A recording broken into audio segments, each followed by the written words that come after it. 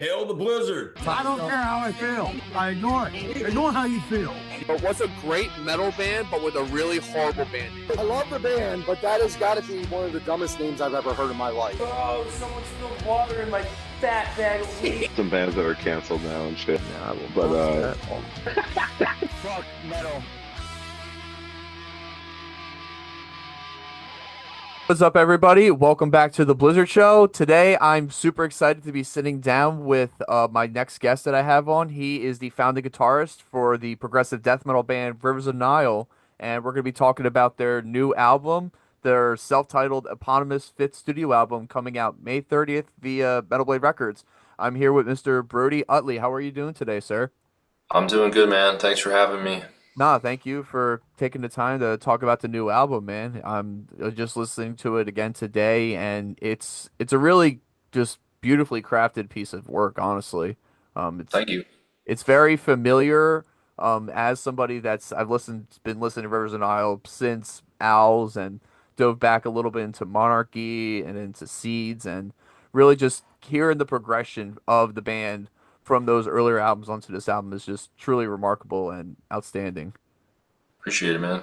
Of course, dude, of course. So let's go ahead and just get right into it. So the new album's coming out later on in May, and this is the self-titled release for the album. What was the decision to have it be a self-titled album? I know a lot of bands kind of make a big statement, I guess, when it comes to the album name or something like that, and there's something certain when it's a self-titled release. So what was that decision like?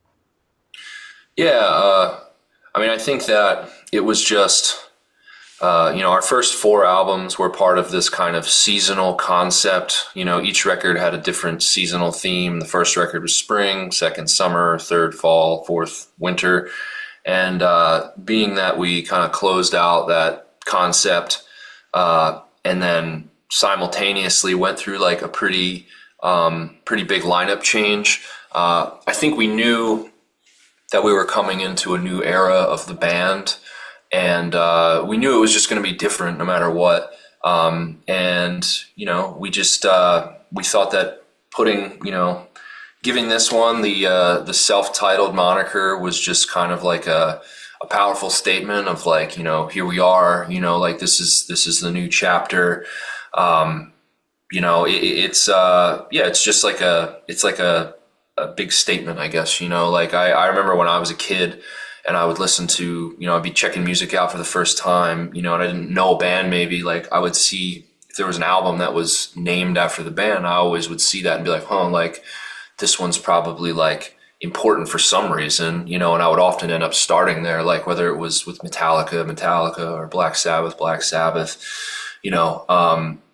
I would oftentimes, Children of Bodom, same thing, just like I would often end up starting there. So like, I think that this album is like a good starting point, maybe for people who haven't gotten into us up until this point, and maybe for people who have been aware of us, but maybe haven't, tuned in for a minute. Might be a good time for them to check back in with us because, we really feel like this album is like the band firing on all cylinders in a way that we haven't ever before. We think that the songs are, just super powerful and like just, like Final Form type stuff for us as a band. So yeah, it's just a really powerful feeling group of songs. And we thought that putting the self-titled on it would just kind of like reflect the energy that we feel we put into this batch of songs, really.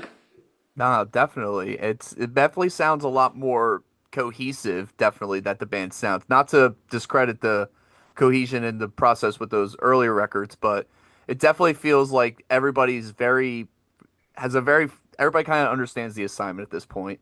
And everybody, especially with Adam taking over vocals now, it's like he's been in the band as long as you have, just about, and just kind of seeing the way you guys have like grown from that too, just kind of shows the growth and strength of the band, kind of going through this horrible time that you guys had with your lineup change. And I know it's always strange when a band kind of puts out a new record, especially with new vocals. There's always going to be criticism and stuff like that, but I think when it kind of is kept in house, like there's not too many familiar or not.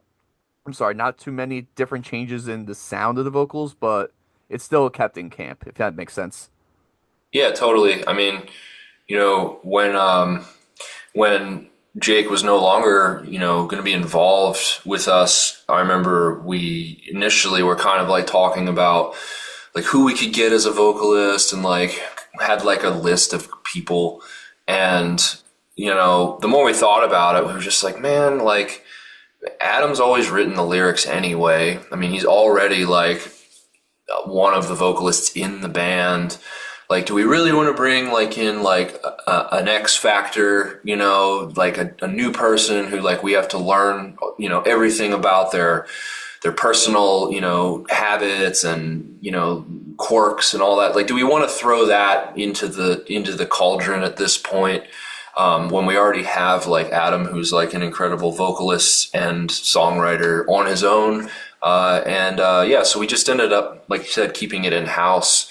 Because we trust each other, more than we could ever trust someone, new that we would be bringing into the project. So it just kind of made sense to us, I guess.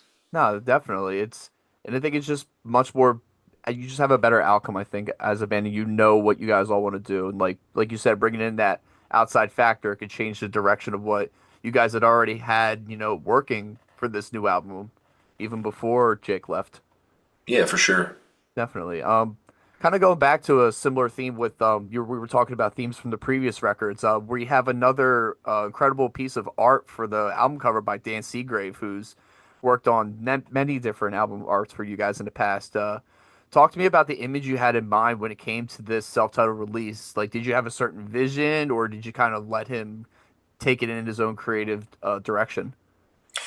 Yeah, I mean, Adam is kind of like he's always been like the conceptual lyric and artwork guy. Like that's kind of his lane. I'm more like like I do all the instrumentals and stuff, like the music part. That's like kind of my lane. But Adam kind of, yeah, he like always on every record, he'll have kind of like a general idea of what he wants the artwork to look like. And then he'll send like lyrics to Seagrave.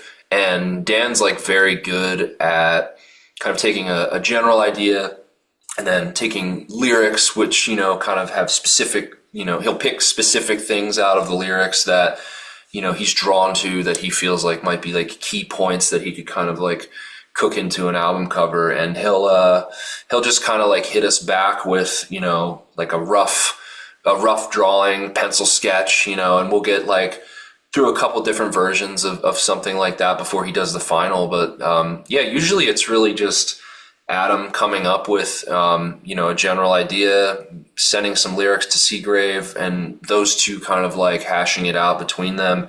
And I mean, Dan's just, he's awesome. I mean, he's done all of our full lengths at this point. And, it just kind of feels like his artwork is like something that our fans kind of like expect from us at this point, like it's like Seagrave is like kind of our guy.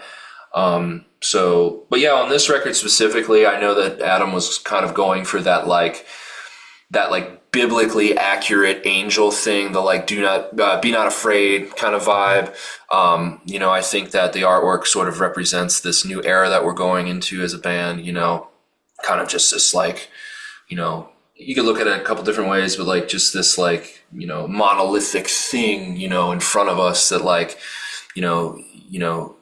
could be intimidating at first, but you shouldn't be afraid. You should go towards it, like go towards this thing, kind of like represented by like the small figure on the rock face in front of this massive, creature really. Like, I think, to me at least, I kind of like see that as kind of like us like going into like this new territory as a band.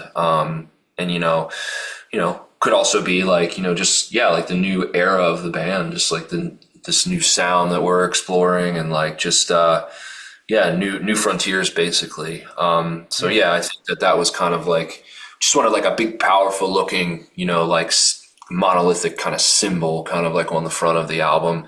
The packaging on the record as well is very like kind of like almost biblical looking, you know what I mean? Yeah, it's like so ancient text and stuff.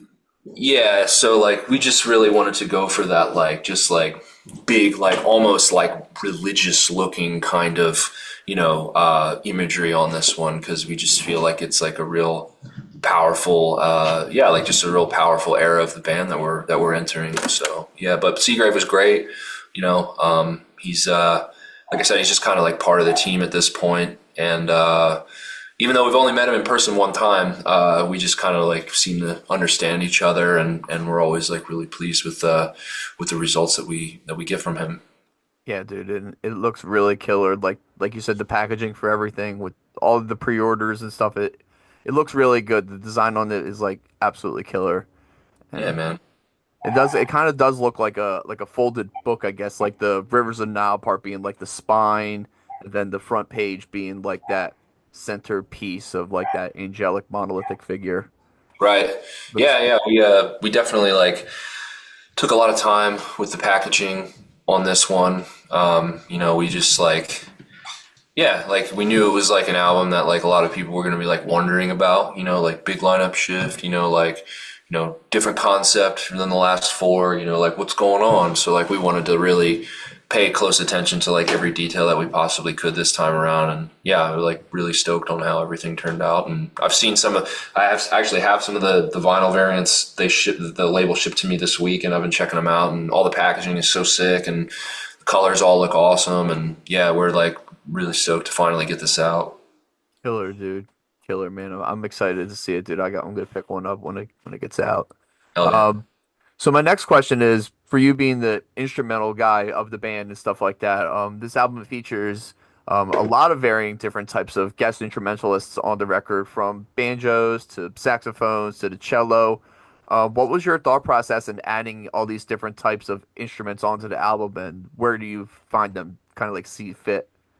Yeah. I don't know. Like, I guess, we're all just big fans of, a lot of music that's, outside of the genre of metal. We're all big like prog rock fans. Like I like a lot of, like jazz. A lot of folk. Like there's just like a lot of like other styles of music that we listen to a lot. And I think that, the fact that we do listen to so much music has kind of just like, shown us like, well, hey, like, if Pink Floyd can stick saxophones on their records, or King Crimson can put saxophones on their records, or this band can put whatever on their record, like why can't we do the same thing? And yeah, I don't know, I guess like we've just never really been like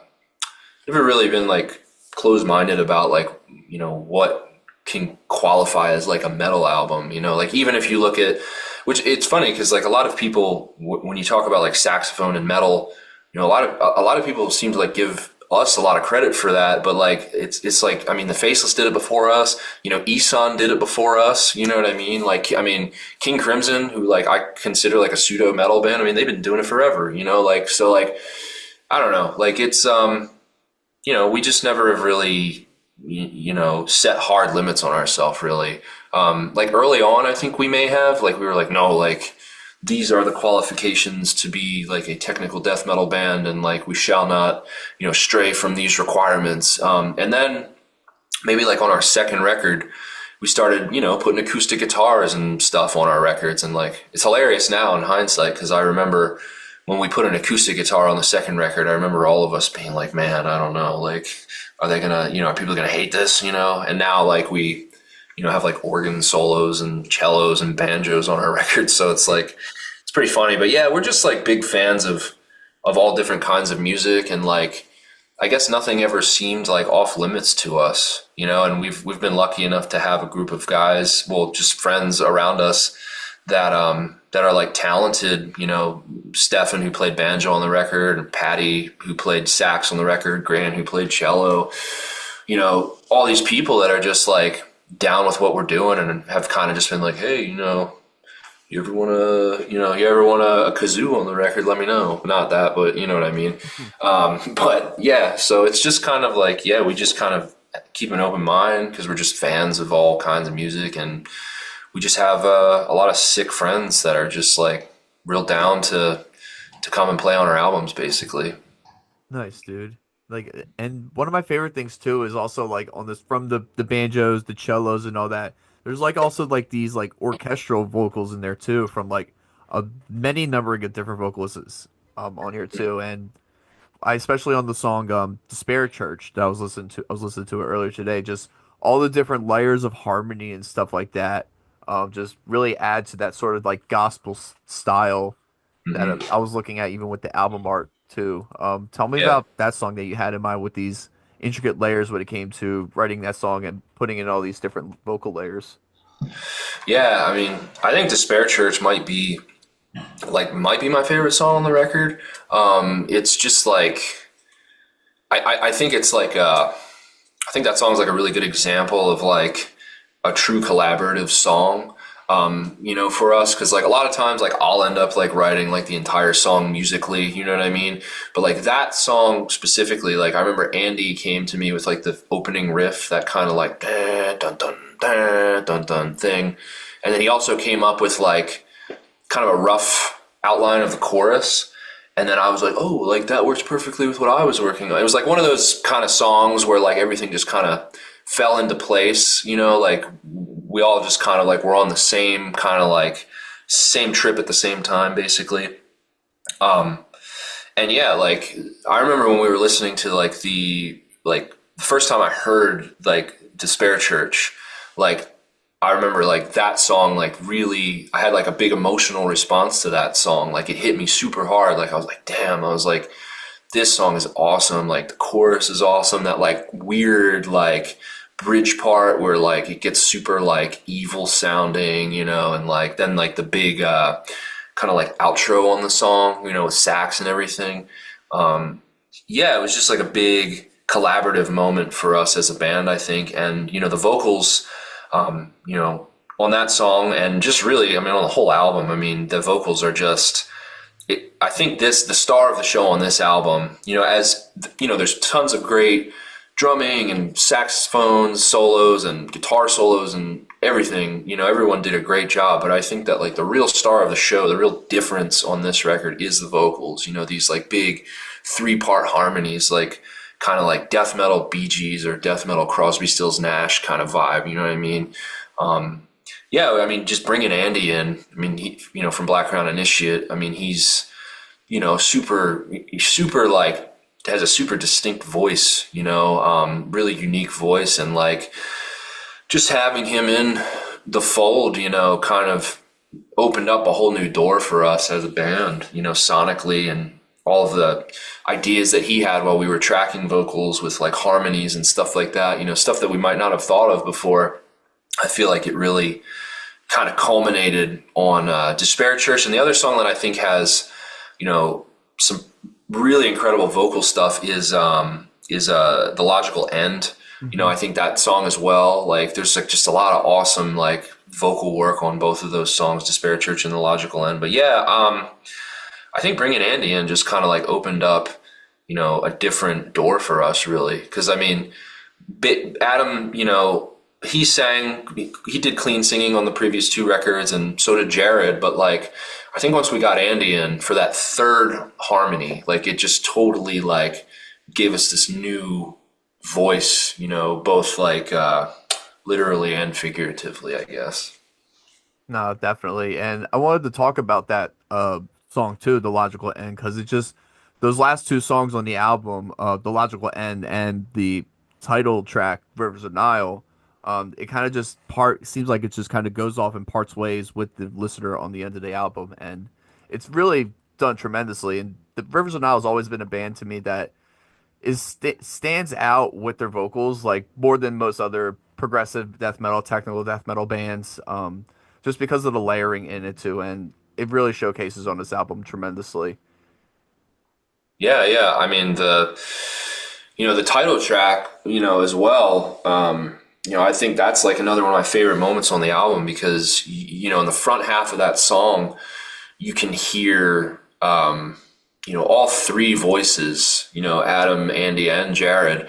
When we were mixing that song, we wanted to make sure that everyone's voice was at the same level, same volume, so that like you could kind of like tune into like a specific voice if you wanted to, or just like kind of listen to it as like a whole thing. But it's like a really cool moment on the album, I think. It's like kind of like the new lineup, just like all at once going at it with these like big harmonies and stuff like that. And then it like goes into this like massive, like almost like kind of breakdown kind of thing to close the album out, you know? And, that song, even though it's the last song on the record, when we were putting the album together, I always thought it would be like a really cool way to like open a live show.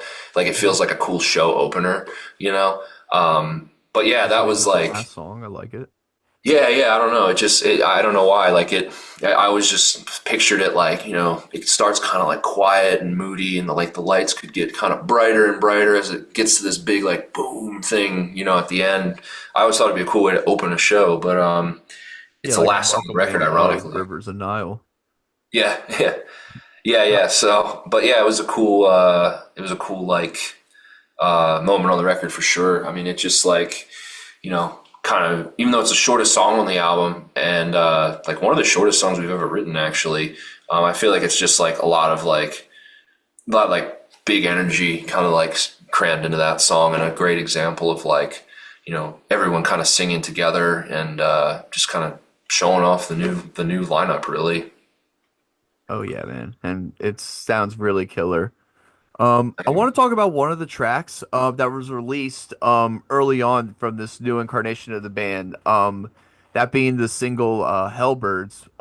You guys put out Suborbital Blues initially, then Hellbirds, and then the single Criminals earlier last year. And with that being said, what was the reason for not having Hellbirds on this record? Well, I mean, basically, Hellbirds was just a B-side from the work. I mean, we wrote that song with the material that was on the work, but we just and we recorded it too, like during the work sessions. We didn't record vocals during the work sessions, but we had the song instrumentally recorded, you know, from the work sessions. So really, it was just like a B-side from the work that, you know, we figured we would finish, you know, and have Adam do like the vocals on it. But yeah, we recorded the Suborbital Blues, the Criminals, Water and Time, and Hellbirds kind of early on, like in like 2022. And we wanted to kind of start getting that stuff out to sort of like show off the new like configuration of the band, really. Cause like obviously like there were people who were super skeptical about like, oh, you know, like, can they still even do it anymore? You know, that Jake's not in the band and all this stuff. And we just kind of wanted to put our fans at ease and just like show like, hey guys, like chill, like it's going to be fine, you know, like, and then like you said, we put out Suborbital and, you know, Hellbirds and Criminals to kind of like show people like, you know, some different dimensions of like the new lineup. And yeah, we ended up including those songs, different versions, obviously. Like there's sax on the final version of Suborbital Blues on the record version, the album version, and there's banjo on Criminals on the album version. But we just wanted to like get some stuff out like pretty quickly after the lineup change to just like prove to people that like we could still be like we're still the same, you know, the same like creative core that we've always been, really. No, definitely, man. And they're all killer songs too. Just really glad to see it kind of like all those songs going to places where they needed to go. Like some songs make the cut, some don't. But no, it's interesting that they're all from that same time period too, post work. Yeah. So kind of closing out the interview now, because I know we have stress for time, and I want to make sure you continue doing what you got to do and all that. So you guys are gearing up next month to go out on tour. You're the Aggressive Progressive Tour. That's going to be featuring you guys with Holy Fawn, Intra Arma, Glacial Tomb. Talk to me about this really cool lineup featuring all these different types of metal acts. Yeah, I mean, we just wanted to, you know, just like build out a lineup of like bands that we like and like maybe bands that, you know, you wouldn't typically see us touring with, you know, because like there's a lot of, you know, you kind of like when you tour a lot, you end up kind of getting, you know, into this like almost like a clique of like, you know, a lot of the same bands tour with like, you know, the same bands a lot, you know what I mean? You know, not that there's anything wrong with that, but we wanted to like do something a little different this time. You know, Holy Fawn is like this like awesome like post rocky. I always refer to them as like the black metal Sigur Rós. You know what I mean? Okay. They're kind of like, yeah, it's kind of like if a post rock band like listened to like Alcest and Death Heaven or I don't know, but they're like, I've been a big fan of them for a long time. So they were like a band that we wanted to bring out. Inner Arma, I mean, they're Richmond natives, which is where Adam lives, and their bass player Joel is actually, he does sound for us, and we think Inner Arma is awesome. They're just like super like progressive, like just like sludgy. They're kind of a prog band in their own lane as well. And then Glacial Tomb is like this kind of like newer project from one of the dudes who plays in Camus, and they're super sick as well. They're kind of like bringing like the more like death metal energy to the tour. So yeah, we just wanted to build a tour that was like kind of different and would like make people be like, huh, like that's an interesting lineup. Like maybe I'll, I haven't heard of all these bands, but maybe I'll come out and check it out. So we just wanted to, do something a little different this time, I guess. No, definitely. It's super diverse and kind of just highlights, a little bit of everything from the genre, just showing how diverse metal really can be. Like you guys being much more, prog and technically aspect based, Glacial Tomb being much more of a death metal band. Intra Armra and Holy Fawn I haven't really listened to a lot of, but I've been seeing their name pop up a lot, so looks like I got some Yeah, homework to do myself. yeah, they're great, man. Check them out. Definitely, definitely. So before we go and get out of here, do you have any sort of personal things you want to give a shout out to? Any plugs or anything that you're doing outside of the band? Uh, I mean, I'm in this other band called New Miserable Experience. We're kind of like a weird like post-rocky electronic indie kind of band. Okay. Maybe like new wavy vibe. I don't know. We're another weird band that I'm in. Yeah, but yeah, like check out New Miserable Experience. Aside from that, I don't have anything that I need to plug personally, but just make sure you pre-order the new album, metalblade.com, and yeah, come out to the tour that's going to be kicking off on May 22nd. We'll be all over North America for May and June. So yeah, come out, grab a ticket, and Oh get an yeah. album or a shirt or something. Word, word. And I know you guys are doing some VIP stuff too for this tour too, which is pretty cool. I was checking that out earlier today.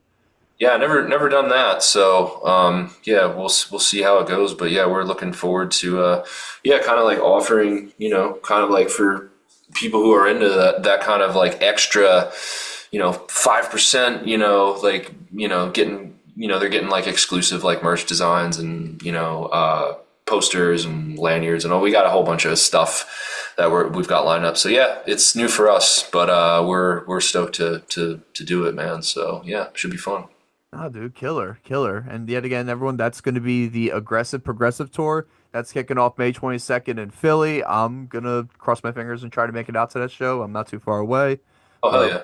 we'll make it work.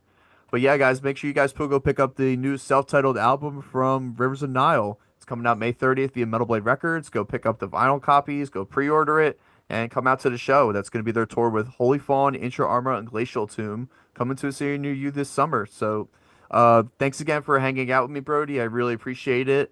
Yeah, man. And yeah, dude, thanks again for watching, everybody. Make sure you like, share, comment, subscribe. Check out all the links down below, all the links to Brody's pages, all Rivers of Nile stuff in the description, links to my store. Go pick up a shirt, and I'll see you guys very soon. Thank yous again. Take care, and bye-bye.